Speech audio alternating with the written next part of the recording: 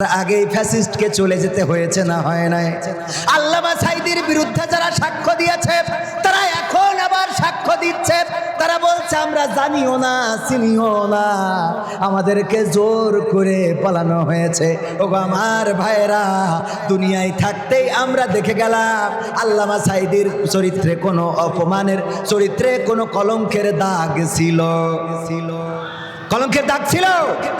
আল্লামা সাঈদী রক্ত দিলেন, কোরআনের খাদেমেরা রক্ত দিলেন, মতিউর রহমান নিজামী রক্ত দিলেন, আলী আহসান মোহাম্মদ মুজাহিদ রক্ত দিলেন, কাদের মোল্লা শহীদ হলেন। এমনি ভাবে দিন কায়েমের জন্য রক্ত দিলেন। কেউ কার্পণ্য করে নাই, বরং তারা ওসিয়ত লিখে রেখে গেছে। এই তো সেই খুলনার মাটি, যেই খুলনার মাটিতে 14ই আগস্ট 15ই আগস্টে রওনা দিলাম সকালবেলা। 14ই আগস্ট যখন রওনা দিলাম, আসতেছি ফেসবুকে দেখলাম স্লোগান চলতেছে, এই যুগের ইহুদি দেলোয়ার হোসাইন সাঈদী, সাঈদীর কবর খুলনায় হবে না। বলেন নাউজুবিল্লাহ।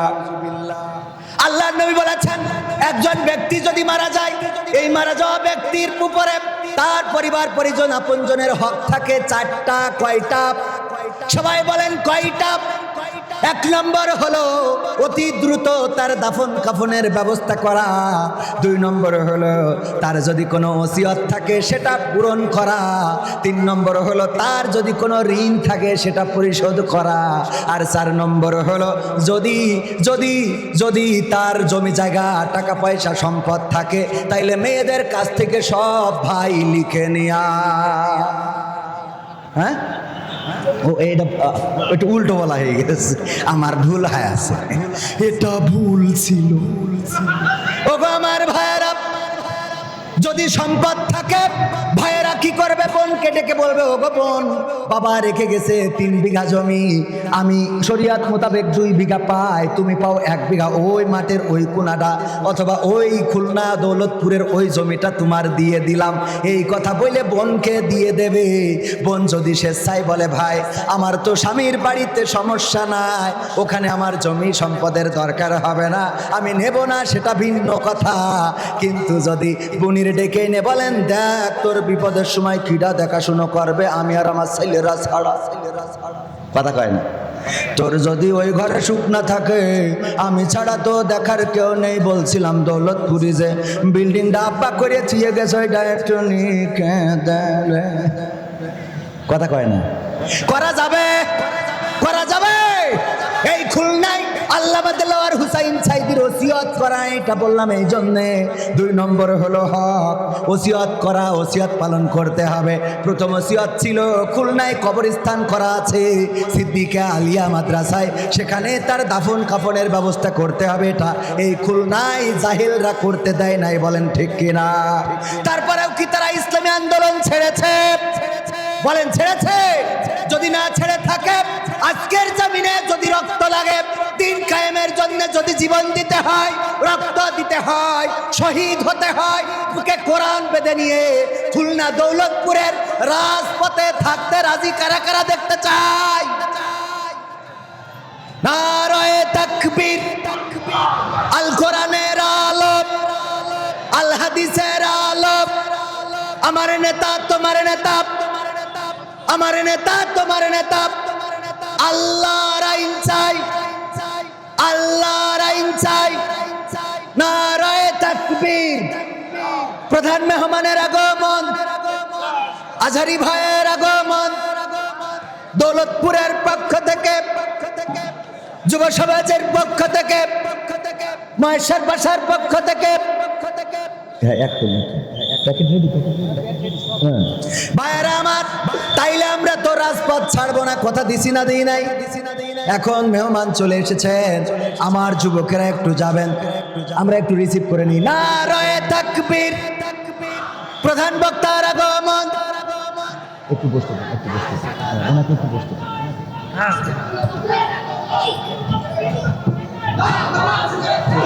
25শে ডিসেম্বর 26 সাল। আমি একটু ডায়েরি দেখতে হবে, তো ডায়েরি দেখে 26 তো আমি নাম্বারটা লিখে দিচ্ছি। নাম্বার সভাপতি আমার ফোন দিয়ে তাকবীর, লিল্লাহি তাকবীর। আজহারি ভাইয়ের আগমন মাহফিলের পক্ষ থেকে, যুব সমাজের পক্ষ থেকে নারায়ে তাকবীর, লিল্লাহি তাকবীর। সম্মানিত ভাইয়েরা, আমরা আমাদের মেহমানকে পেয়ে গিয়েছি, আর সময় নিতে চাই না। দাঁড়ানো মানুষরা এবার কি বসা যাবে না? এতক্ষণ আমি তো আমার জন্যে বসতে বলি নাই।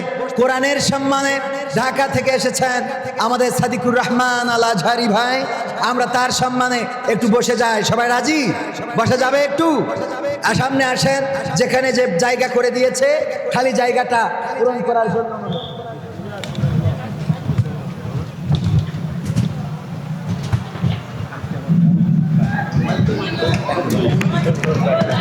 কালকে মুহতারামের আবার দেশের বাইরে যেতে হবে। একটু উনার তো জানেন মিডিয়াতে কাজ করা লাগে, বিভিন্ন রকম প্রতিবেদন, ডকুমেন্টারি, এগুলোর সাথে ওনার সম্পৃক্ততা, এজন্য ওনার ব্যস্ততা রয়েছে। আমি সময় নেব না, আমার সময়ের 1 মিনিটও বাইরে যাব না। এই মাহফিল এটা তো ফেরেশতারা এসে করে নাই, করেছে? আয়োজন করেছে কারা? মানুষ। সেই মানুষ কারা? কথা বলে না কারা? আমরা। কারা? বলেন কারা? বলেন কারা? এই মাহফিলের ব্যাপক খরচ, আমি আগেই বলেছি, এরকম বড় মাঠ অনেক জায়গায় পাওয়া যায় না। আচ্ছা, ছবি পরে তোলা যাবে ভাই, আমার কথা, মানুষের তো দৃষ্টি খারাপ হয়ে যাচ্ছে। আপনাদের কাজ এটা। আর এগুলো কেমন ট্রেন্ড যে স্টেজে উঠে আমার সাথেও দেখি ভাইজান কথা বলে দাঁড়ায় ছবি তোলা, এগুলো তো ঠিক না। স্টেজের পরে এই কাজগুলো কেন করবেন? এতে বক্তার মনোযোগ আকর্ষণ নষ্ট, মনোযোগ নষ্ট হয়ে শ্রোতাদের আকর্ষণ নষ্ট হয়, ঠিক কিনা? সময়টা লস হচ্ছে। আমি আপনাদের বলেছি রাজপথ ছাড়া যাবে না। যদি দিনের জন্য ডাক আসে, কোরআনের জন্য যদি ডাক আসে, আল্লাহর জমিনে আল্লাহর দিন কায়েম করার জন্য যদি রাজপথে থাকতে হয়, কোরআন বুকে ধরে রাজপথে ঝাঁপিয়ে পড়ে যদি জীবনের শেষ রক্তবিন্দু ঢালতে হয়, রক্ত ঢেলে সেই রক্তের সাগরে সাঁতার কেটে কেটে একটি রক্তাক্ত বিপ্লবী কালেমার পতাকা বাংলার জমিনে উড়াবো। এই শপথ কারা নিতে পারবে না? হাত দেখতে চাই। সবাই রাজি? হাতটা একটু নাড়েন। নারায়ে তাকবীর, আল্লাহু আকবার, নারায়ে তাকবীর, আল্লাহু আকবার, আল্লাহু আকবার, নারায়ে তাকবীর, আল্লাহু আকবার। সম্মানিত ভাইয়েরা, বাম হাতটা নামান, বাম হাত নামান, ডান হাত, ডান হাত, এই যে উঠেছেন, টান টেনে করেন, মুট করেন, ছাড়েন, মুট করেন, ছাড়েন, মুট করেন। এবার মুট করে নিজের পকেটে যার টাকা আছে তার পকেটে ঢুকান, না থাকলে পাশের দেয়। একদম দাঁড়ানো, বসা, শুয়া, মা বোনেরা ব্যান্ডেলে, বাসে, ছাদে, হাটে, মাঠে, বাজারে, যেখানে আছেন আমাদের যুব সমাজ যাচ্ছে, পকেটে ঢুকান আর দেন। আমিও না দিয়ে কখনো চাওয়াটা শোভনীয় মনে করি না, কারণ আল্লাহ বলেছে লিমা তাকুলুনা মা লা তাফআলুন, তোমরা এমন কিছু বলো না যা তোমরা কাজে করো না। আমার ক্যামেরা পার্সনকে বলবো 500 টাকা দেওয়ার জন্য। এই যুব সমাজের আয়োজনে সবাই পকেটে 2 মিনিট, আমার সময় আর 4 মিনিট আছে, তো 4 মিনিট লাগবে না, 2 মিনিটে হয়ে যাবে ইনশাআল্লাহ। মা বোনদের মধ্যেও আমাদের মহিলা স্বেচ্ছাসেবিকা যারা আছেন, তারা মা বোনেরা আপনারা তাদের কাছে দেন। এই মাহফিলের ব্যাপক খরচ 500, 1000, 2000 স্টেজে থাকা কেউ যদি আমার হাতে দিতে চান তাও দিতে পারেন। গণ্যমান্য ব্যক্তিবর্গ, আমি যুবক মানুষ, আমার একটু অফার চলতেছে। আল্লাহ বলেছে যে, আল্লাহ নবী বলেছে যে যুবকদের হাত আল্লাহ ফিরান না। এই অফারটাই আমি এখনো আছি। আমার কি যুবক মনে হয় না? যুবক কিনা, নাকি বয়স হয়ে গেছে? যুবক এখনো ইয়াং, সুতরাং অফারে আছি।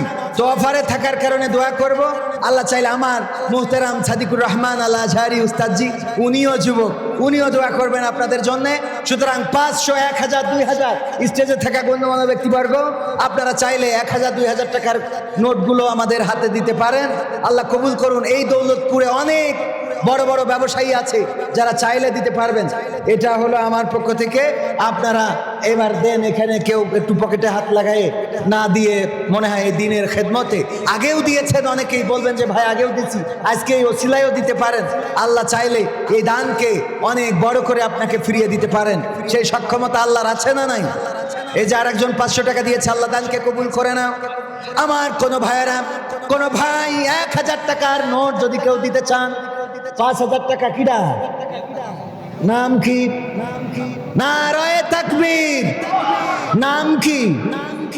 সেলিনা। মাশাআল্লাহ, দেখেন পুরুষরা দেখছেন আমাদের সেলিনা বোন। নারায়ে তাকবীর। আমাদের সেলিনা নামের একজন বোন 5000 টাকার এই কয়েকটা নোট দান করেছে। আল্লাহ 5000 টাকার নোট না, 500 টাকার 1000 টাকার নোট মিলে 5000 টাকা। আল্লাহ কবুল করুন, বলেন আমিন। আল্লাহ এই দানকে কবুল করে নিন, বলেন আমিন। তা সেলিনা যদি দিতে পারে, তা সেলিম ভাইরা দিতে পারবে না? কাল 3000 দেন, আজ আবার 8000 দেন। আল্লাহ কবুল করুন, বলেন আমিন। এই যে তাড়াতাড়ি দেন, 100 টাকার নোট 1000, 1 মিনিট শেষ, আমি শেষ, ঠিক আছে আমি শেষ। গোনেন গোনেন না, গুনে দেন দিন, আমি গুনে নিলাম। কত এখানে কত? আগে 3000 দিলেন না, তো 5 আর 3 8 দেন, তাহলে 6000। আর কাল দেবেন আবার ইনশাল্লাহ। নারায়ে তাকবীর। নাম কি? আমার স্বপন ভাই 3000 টাকা দিলেন। আল্লাহ দানকে কবুল করে নাও, নেখায়াত দিয়ে দাও, মনের স্বপ্ন পুরা করে দাও, পরিবার পরিজনকে কবুল করে নাও। আবার গতকাল 3000 দিয়েছে, আজকেও 3000, আগামী কালকে 4000, মোট হবে কয় হাজার? কয় হাজার? জোরে বলেন কয় হাজার? মনে থাকে জানো, সবাই চিনে রাখলো। আর কেউ দেবেন? হয়ে গেছে, হয়ে গেছে, হয়ে গেছে, হয়ে গেছে। স্টেজে আর কেউ দেওয়ার মতো গণ্যমান্য জঘন্য নেই? তাইলে আমি আর কথা বাড়াবো না। আমার ভাইজানের আব্দুর রাজ্জাক ভাই 500 টাকা দিয়েছেন, আল্লাহ দানকে কবুল করে নিন, নেখায়াত দিয়ে দিন। আগামী কালকে মুফতি আমির হামজা ভাই আসবেন। আর আমি কথা বাড়াতে চাই না, সময় অনেকটা নিয়ে ফেলেছি, উস্তাদজিকে বসিয়ে রেখেছি, ক্ষমা চাচ্ছি। উনি অবশ্যই ক্ষমা সুন্দর দৃষ্টিতে দেখবেন। আগামীতে আবার আপনাদের সাথে দেখা হওয়ার প্রত্যাশা রেখে আজকের মতো বিদায় নিচ্ছি। দেখা হবে কথা